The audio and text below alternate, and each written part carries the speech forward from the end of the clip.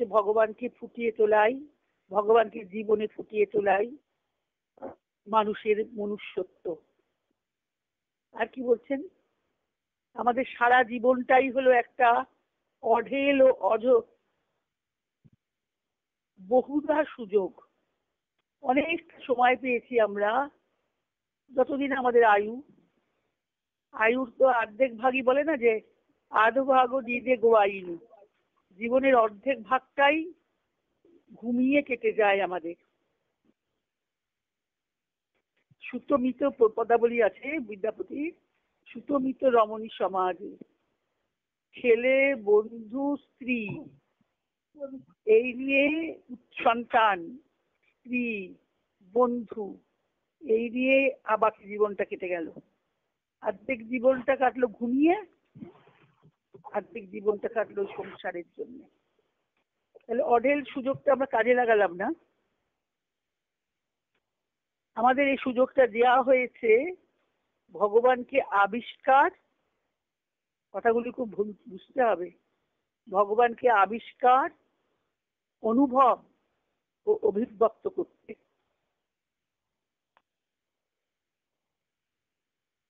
তাহলে আমরা কি করে সেটা কাজটা করব? পথ আছে, সাধনা আছে, যে আমরা অত সাধনা করতে পারবো না। তাহলে অঢেল সুযোগ ব্যয় করো, সুযোগটাকে নষ্ট করা যাক। জন্ম জন্মান্তর ধরে চলবে, জন্ম জন্মান্তর ধরে এই আসা যাওয়া চক্রে আমাদের ঘুরে মরতে হবে।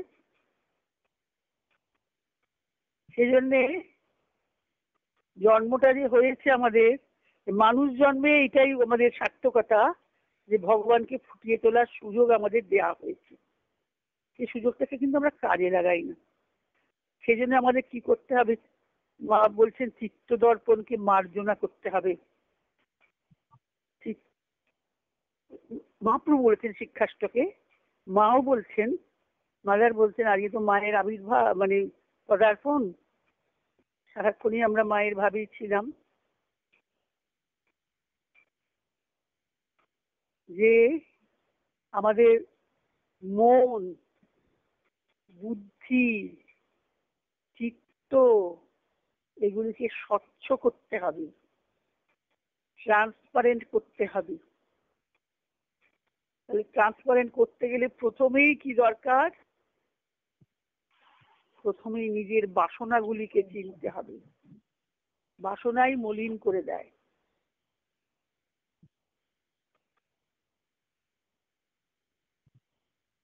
সমস্ত জীবনটা ধরেই অন্তরে যে ভগবান আছেন তাকে প্রকাশ করতে চাইছে আমাদের প্রকৃতি।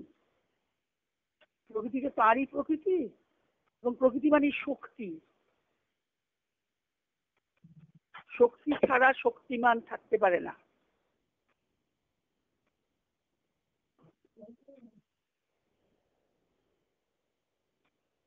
প্রকৃতির যোগে বসেছেন, আমরা কিছু যোগ সাধনা করছি না। প্রকৃতিরই সাধনা হলো কি? ওই জন্য গীতার দু রকম প্রকৃতির কথা বলেছে, একটা অপরা প্রকৃতি, একটা পরা প্রকৃতি। আমরা অপরা প্রকৃতির কবলে পড়েই সারা জীবনটা কেটে যায়। তাই জন্য আমাদের এত ব্যথা বেদনা, সুখ দুঃখ, কষ্ট, সবকিছুর মূলটা কি? ওই যে আমরা অপরা প্রকৃতির অধীন। কিন্তু ভগবানের আরেকটি প্রকৃতি আছে, পরা প্রকৃতি। সেই প্রকৃতি কি যোগ সাধন করতে চাইছেন? তার যোগ সাধনা কি না, অন্তরের মধ্যে যে ভগবান আছেন, প্রতি জীবে জীবে যিনি আছেন তাকে বাইরে ফুটিয়ে তুলতে চাইছেন। তার জন্য জন্ম জন্মান্তর লেগে যাচ্ছে, অভিজ্ঞতা আত্মা অর্জন করতে, একটা দেহ ছেড়ে আর একটা দেহ গ্রহণ করছে। কিন্তু প্রকৃতি চাইছে পুরুষের অনুগামী হয়ে দিব্য পূর্ণতাকে ফুটিয়ে তোলা। এটা তর্ক দিয়ে হবে না। উৎসাহ তর্কে না মতিরা আপনি, আর উপনিষদ বলছেন তর্ক দিয়ে হবে না, বিচার দিয়ে হবে না। কি দিয়ে হবে? হবে নিজেকে সমর্পণ করতে, সম্পূর্ণরূপে নিজেকে দিয়ে দিতে হবে। নিজেকে দেয়া মানে কি? যে আমার আমিত্বটাকে গলিয়ে দেওয়া। ঠাকুর বলেছেন না, আমি বলে গুছিবে জঞ্জাল। আমার মধ্যে স্বচ্ছতা আনতে হবে। স্বচ্ছতা আসবে কি করলে? অনেকগুলো বিশেষ মানে দিয়েছেন বৈশিষ্ট্য। আমাকে পক্ষপাত শূন্য হতে হবে, আমাকে শান্ত হতে হবে, আমাকে বাসনা থেকে মুক্ত হতে হবে। কঠিন। নিরপেক্ষ হতে হবে, সকলের প্রতি সমভাব পোষণ করতে হবে।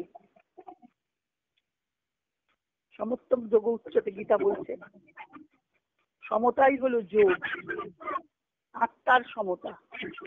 টাকা পয়সা বাড়ি গাড়ি এসব দিয়ে সমর্থ নয়।